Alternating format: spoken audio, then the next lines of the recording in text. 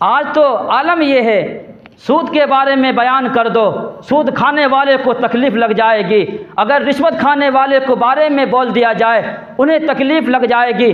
नाचने और गाने वाले के बारे में बोल दीजिए, उन्हें तकलीफ़ लग जाएगी। और जुआ और सट्टा खेलने वाले के बारे में बोल दीजिए, उन्हें तकलीफ़ लग जाएगी।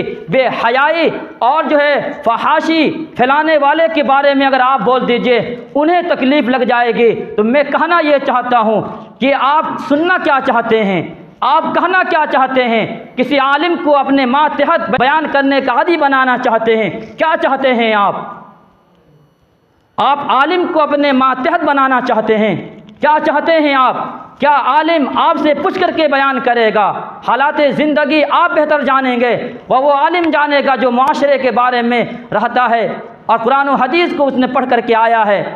हर जगह का ये आलिम बन चुका है। किसी ने कोई बात कह दी, उस इमाम के बारे में साजिश, उस इमाम के बारे में, उस खतीब के बारे में साजिश, ये अच्छा नहीं बोलता है। ये सब हमारे माशरे के अंदर चल रहा है।